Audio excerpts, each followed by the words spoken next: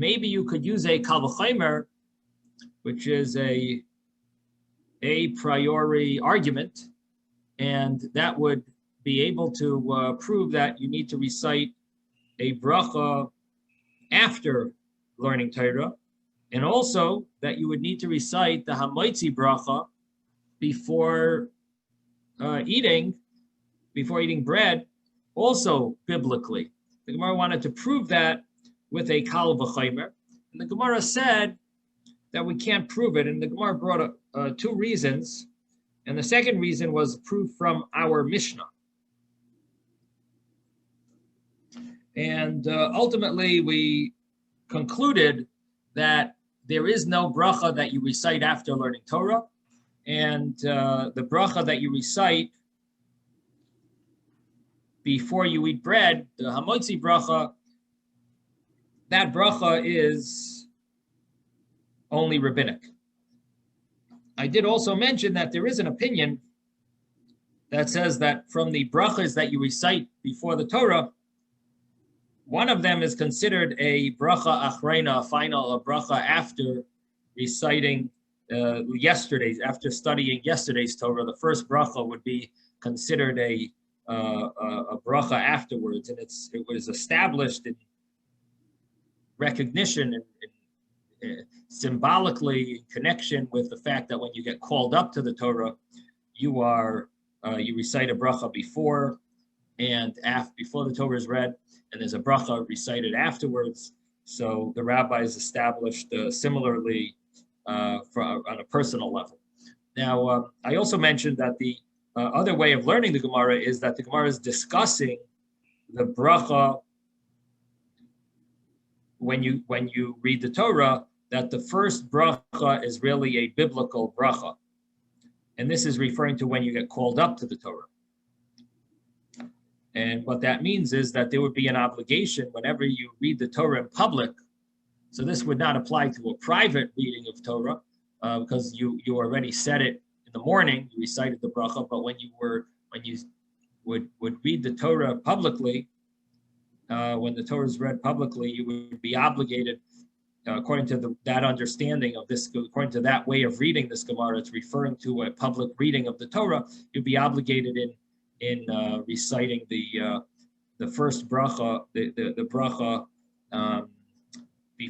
beforehand biblically. And I did mention that this creates a challenge if it seems to be a question on those that read from the Torah, and they read from the Torah, the Nesiim, that could be maybe a question on this from this. If they don't recite the bracha of Asher Bachar Banu. Okay. We are going to continue with the next Gemara, which we did start, but I'm going to start again. Amar Reb Yehuda. We are maybe 12 lines up from the bottom. No, much more than that. About 20 lines up from the bottom. About 20 lines up from the bottom, the two dots. Amar Reb Yehuda. Reb Yehuda said, Safek kara kriya shema, safek lo kara. If a person is not sure if they recited Shema or if they didn't recite Shema, einai chayzer v'kayreh, you do not go and repeat Shema. Einai chayzer v'kayreh, you don't go and repeat it. This was Reb Yehuda in the name of Shmuel, who said this. This was a individual view, not the accepted view, but that is, if a person is not sure if they recited the Shema, they do not have to go back and repeat it. Normally, the law is that whenever you have a question on a biblical law, you have to do it again. If you're not sure if you did something biblically, you would have to go back and do it again. If you're not sure on something rabbinic, you can be lenient. The Hebrew term for that is safek dirabanan lekula. A question that's rabbinic, we are lenient. A question that's biblical, safek de'araisa, a question that is biblical is we go lechumra. We are strict. We are stringent. So these are the the rules. And so if this rabbi is saying you do not have to repeat Shema, if you're not sure if you recited it or not, that would be following the view that would be the view that would be saying that Shema must be rabbinic. Because if Shema is rabbinic, then it would make sense that you don't have to repeat it if you are in question. Then the Gemara says, this rabbi continues, and he says, Amar MS V'yatziv, Rabbi Yehuda Amar Shmuel, he says, what happens if a person says, Safek Amar MS V'yatziv, Safek Loy Amar, if a person's not sure if he said the bracha after the Shema in the morning, the bracha after the Shema is called MS V'yatziv, and it does talk about the number of the happenings after the exodus of Egypt and afterwards the splitting of the sea. And so it talks about the mitzvah of Zechiras Yetzias Mitzrayim, the mentioning of the exodus from Egypt. And so if a person's not sure if they recited the bracha after the Shema, Choyzer, the Gemara says, Choyzer v'yomer emes v'yatziv, he does have to repeat emes v'yatziv. So what that means is that the bracha after the Shema sounds like it's biblical. The Shema sounds like it's rabbinic, and that's why you don't have to repeat it if you're not sure. The bracha after the Shema sounds like it's biblical. That is surprising, of course, because we don't know of any bracha that we don't know of brachas that are biblical. It's not common for brachas to be biblical. Bracha is the blessings we recite. The only bracha that we know of that's biblical is grace after meal, which we learned earlier. Grace after meal is a biblical bracha, but all the Shemona Esrei is full of brachas. Those are rabbinic. The most brachas that we know of are rabbinic. Here, the bracha after the Shema called Emes V'yatziv, the Gemara is saying, Rabbi Yehuda Amar Shmuel seems to be saying that it's biblical. So we're going to ask, the Gemara asks, what is the reason for these rulings? So the Gemara says, Kriya Shema D'Rabbanan, the Shema is rabbinic. Emes V'yatziv D'Oraisa, but the blessing after the Shema called Emes V'yatziv, that blessing is biblical. Of course, the Gemara now asks, how could you say that Shema is rabbinic? We've always learned that Shema is biblical. And the Gemara says, Meisiv Rav Yosef asks, Uvashach b'cha, uvakumecha. It says when you lie down and when you get up. Sounds pretty clear that you're supposed to recite some prayer when you lie down and when you get up. Probably this prayer, the prayer that of the paragraph that it's in, the Shema prayer. So how could you say that it is rabbinic? It says clearly, Uvashach b'cha, uvekumecha. And the Gemara answers, Amar le Abaye. Abaye says, Hahu b'divrei Torah ksiv. That verse is telling you that when you lie down, when you get up, you should study Torah. And therefore, the obligation of reciting the Shema, specifically that paragraph, those paragraphs, that would be an installation of the rabbis, and the actual verse in the Torah does not specifically mean the Shema prayer. Just means learning Torah in general. Learning Torah. Vishinantam lebanecha. You should teach your children or your students according to the understanding of lebanecha, your students. You teach Torah.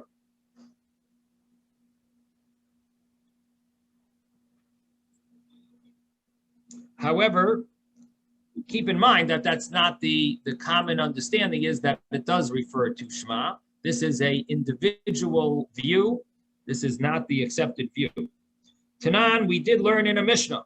In the Mishnah on the other page, on page 20b. Baal Keri Maharir Beliba.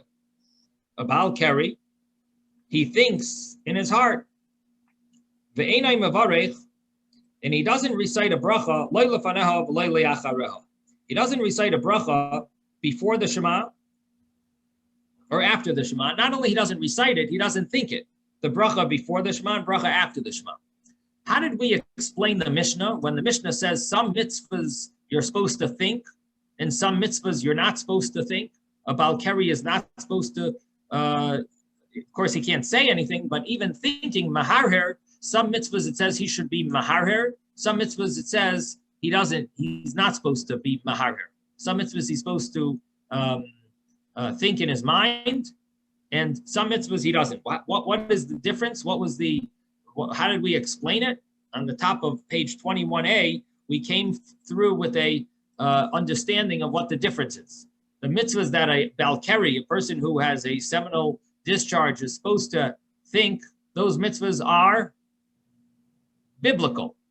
And the mitzvahs that he is not supposed to think in his mind, those mitzvahs are rabbinic, right? That's how we explain the difference between the mitzvahs that a Balkari thinks and the mitzvahs that a Balkari is not allowed to think. Now, what did that Mishnah say about the blessing after the Shema, the blessing of emes v'yatziv? What would be the law with that blessing? Does a Balkari think of that blessing? The blessing that's after the Shema, it's called emes v'yatziv. What does the Mishnah say? Does he recite it in his mind? Does he think it in his mind? Or does he not think it at all? A Balkari thinks it in his mind. What did Ezra? Was that you? I can't hear. It's the writer according to. I think he should think in his mind. I want to know what the Mishnah. I don't want to know what people think. I want to know what the Mishnah says. What does a Balkari do? Does he think the blessing after the Shema in his mind or not? The Mishnah. Look at the Mishnah on page 20b.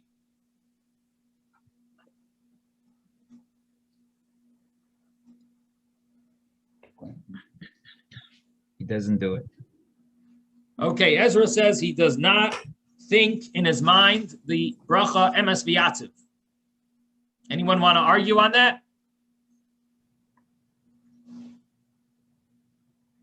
You want to argue, Ruvain? According to Rabbi Yehuda. No, I want the Mishnah. Oh, forget it. I'm not talking. No, I'm not talking about Rabbi Yehuda. Okay, now forget about Rabbi Yehuda, the Mishnah.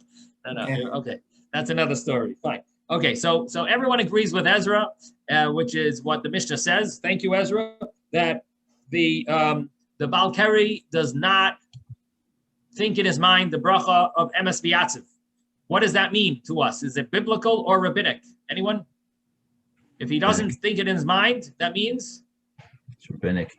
It's rabbinic. Thank you. So if it's rabbinic, how does that fit with the Gemara here? It seems to disprove the Gemara here that says Rabbi Yehuda in the name of Shmuel is telling us that if you're not sure if you said emes v'yatziv, you should repeat it because it's biblical. Biblical? The Mishnah, we have a Mishnah, proved you're wrong. The Mishnah says it's rabbinic. Now, I want to clarify one thing. Our Gemara is Rabbi Yehuda in the name of Shmuel. Shmuel is a Amoira. He's a rabbi of the Talmud. He came many generations later than the Mishnah. The Mishnah is rabbis of the Mishnah are earlier. So even though in the Mishnah you do have a Rabbi Yehuda there, that's different than Rav Yehuda that we are seeing here in the Gemara. They're two different, it is confusing. But in the Mishnah, there is a Rebbe Yehuda, and that is not the same as the Rav Yehuda that we're talking about in our Gemara. Our Gemara is a Amoira. It's called an Amoira, person who came after the time of the Mishnah. And these are, you will not find Shmuel's name in the Mishnah.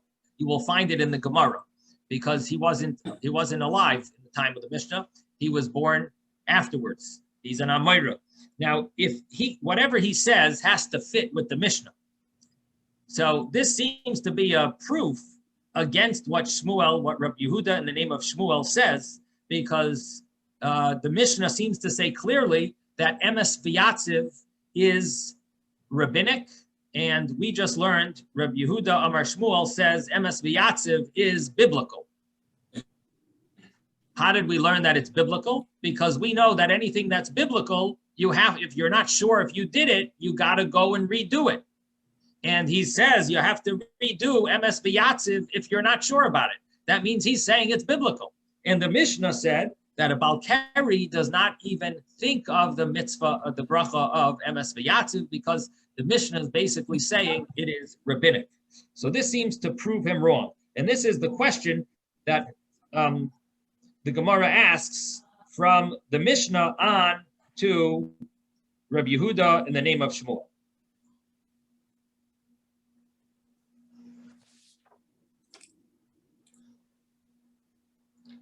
The Sal Kadaito. We're going to continue in the Gemara now. We're 5 lines before the Gemara lines get wider. The Sal Kadaito, if you think emes v'yatziv diaraisa, if you think that emes v'yatziv is biblical, that's why you have to repeat it. If you're not sure, if you said it, then livroich liachareha. Let him recite a bracha.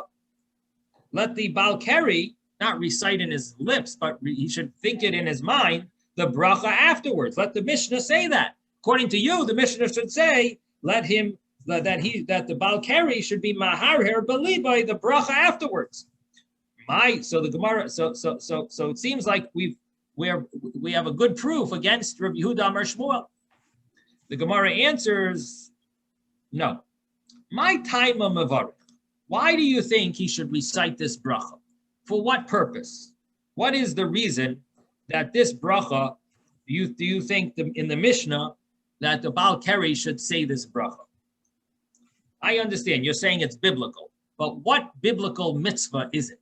Which mitzvah is he fulfilling? When he says the Gemara is asking, which mitzvah is he fulfilling when he recites this bracha afterwards of emes v'yatziv? If you're saying because the mitzvah of remembering the Exodus from Egypt, that's why you think in the Mishnah he should, the Balkari should think in his mind emes v'yatziv because of the biblical mitzvah of Yetzias Mitzrayim, remembering the Exodus from Egypt. If that's the reason, ha'id karlei b'kriyas Shema. He already mentioned it when he said the Shema. So what comes out here is that there are certain mitzvahs that have different ways of fulfilling them.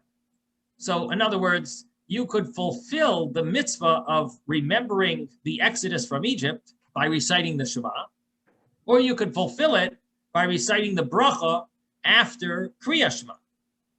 Both of these could be considered biblical, but they also don't have to be considered biblical. Because if you already fulfilled your biblical obligation earlier, it comes out that the blessing of emes v'yatziv now is only rabbinic. You're only fulfilling the rabbinic obligation of reciting those words after the Shema, but really you've already fulfilled the biblical obligation. So there are certain mitzvahs that are sort of vague. We don't know if they're biblical or rabbinic because it depends. It depends if you fulfilled the mitzvah already. If you fulfilled already the biblical obligation, then the only obligation to say the blessing of the after bracha after Shema would be rabbinic. I'll give you an example. The Shabbos, on Shabbos we daven a little late. Generally, most shuls daven a little later than they daven during the week. So many people are hungry before they go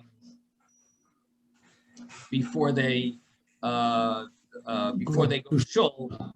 Many people will take a coffee, a tea. Some people will eat mezainas, which there is a source that it's allowed, that even though normally we're not supposed to eat before davening, but if a person is hungry, they can't concentrate well, there's definitely Shulchan Aruch, it allows one to eat something. So the minhag is that you don't want to eat before Shema. So people recite the Shema, and afterwards they go to shul and they daven. So if someone asks you, when you daven, is your Shema, is that a biblical obligation or not? You're going to daven on Shabbos in shul. Is the Shema biblical or rabbinic? So I'll tell you, it depends. If you already said Shema at home because you wanted to eat something and you fulfilled the mitzvah of Shema already, So the Shema at home turns into the biblical Shema. The Shema in shul turns into a more of a rabbinic Shema. You're reciting it as part of the davening. I'll give you another example. You don't eat before davening, but you're davening late. So you're going to shul. The shul is davening after the time to say Shema. They're not going to get to the time of Shema somewhere around 9:50 nowadays. I don't know exactly, but somewhere around 9:50 a.m. And you go to a shul, you woke up late one day, you woke up at 9:30, and you're going to go to a shul that starts at 10 o'clock. You know, you woke up late, and there happens to be one very late minyan. It starts at 10 o'clock. They are not going to say the Shema in the proper time. So the Shema that you recite at home, so you're going to have to say Shema at home beforehand. That Shema that you recite at home becomes a biblical obligation of Shema. You fulfilled your biblical obligation of Shema at home. So these are cases where sometimes, like when you daven in shul, your Shema is fulfilling your biblical obligation. And sometimes in shul, when you're saying Shema, you're not fulfilling your biblical obligation. It's either after the time of Shema, you've already fulfilled your mitzvah of the Shema. So it comes out, the same thing is applicable to the blessing after the Shema of Emes V'Yatziv. That blessing, Emes V'Yatziv, is it biblical? That's a very, it's yes, it is, and no, it's not. It's both. It's biblical and it's not biblical. If you didn't say Shema beforehand, so you didn't say the third paragraph, you didn't mention the Exodus from Egypt beforehand, so now you're saying the blessing of Emes V'Yatziv, guess what? It's biblical. Because you didn't say you didn't mention the Exodus from Egypt. So this blessing after the Shema is a biblical blessing now.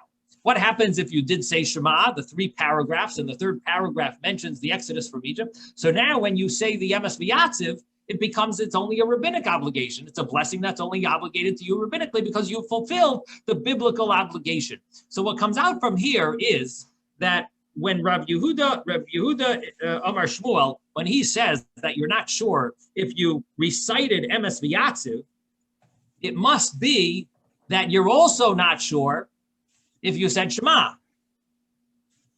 Because if you did say Shema, for sure, that means you've already fulfilled the biblical obligation of Emes V'Yatziv of mentioning the Exodus from Egypt. And if you've already mentioned the Exodus from Egypt, for sure, but you're not sure if you said the blessing, Emes V'Yatziv, what do you think you should do then? If you're not sure if you said Emes V'Yatziv, what would you do then? Is it a biblical obligation now, or is it a rabbinic obligation? Again, you're sure you said Shema, you said the third paragraph of the Shema, so you for sure mentioned the Exodus from Egypt, but you're not sure if you said the blessing Emes V'Yatziv. And this happens if you stay up all night and you go to shul in the morning and you said the Shema, and then all of a sudden you sort of drifted off and they're up to Shmona Esrei. And you're not sure if you said the blessing after the after Shema. You're not sure if you said Emes V'Yatziv. Now, this is not allowed to be done, of course. You're supposed to concentrate the whole time, and with your tefillin, you're not allowed to fall asleep. But I'm just telling you that if you do stay up all night, once it does happen. Once it does happen, this question does come up. Unfortunately, people do drift off, and we're not sure where we're holding. And this would be a valid question. You said the Shema because you remember kissing your tzitzis and finishing and saying emes and waiting for the chazan. You remember waiting for the chazan because he was taking so long. And but then you drifted off and you're not sure. I don't know if I said Emes V'Yatziv.